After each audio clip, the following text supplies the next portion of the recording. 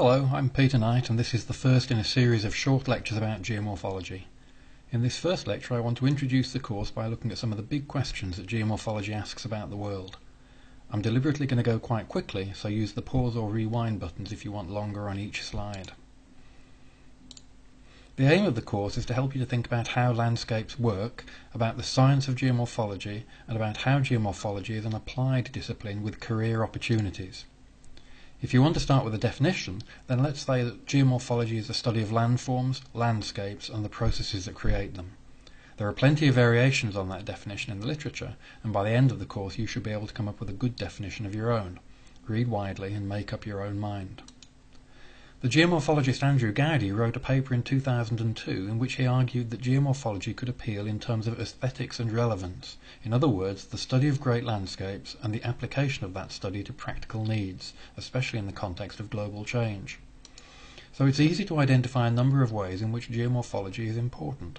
For example, understanding landscapes helps us to enjoy them more, to predict and mitigate hazards, and to identify and exploit resources. So that's what these lectures are about: landforms and landscapes, the processes that create them, the factors that control those processes, and how we can put our understanding of that whole system to practical use. Over the years, people have approached geomorphology in many different ways, and geomorphology today includes elements from many different approaches.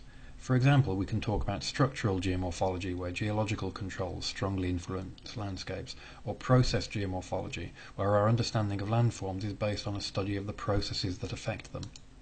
And many famous geomorphologists have been associated with these different approaches.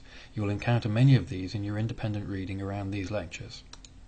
But at the heart of the discipline, as Gowdy said, are great landscapes that amaze and inspire us and make us ask, well, how does that work? Geomorphology is all about getting answers to questions like that, and we can begin the course with some big simple questions and some big simple answers. For example, why are there hills?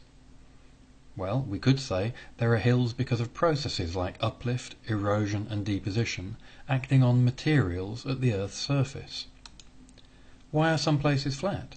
For the same reasons, processes acting on surface materials. And why is there so much variety? Why aren't all the hills the same? Because they're created and modified by different processes for different amounts of time, and they're made of different materials. These processes that we will need to study are things like weathering, erosion, entrainment, deposition, mass movement, and tectonics. A lot of these landforming processes involve material moving down slope. This is controlled by forces like gravity and resistances like friction, so we'll need to consider those forces too. For example, to understand how an object on a hill slope will behave, whether it's a pebble in a flash flood or a climber on a rock face, we need to think in terms of things like gravity, shear stress, resistance, and thresholds. And the relationship between these factors are often controlled by environmental conditions like temperature. We'll need to explore how those conditions affect materials and processes. Our goal is to understand how landforms and geomorphic processes reflect the impact of these controls, and to put that understanding to good use. We'll look at a lot of different landscapes as case studies, but we'll see that the same basic rules apply to many different cases, so we can use the same knowledge to understand landscapes in any environment. The same principles that underpin mass movements, for example, underpin glacier motion too.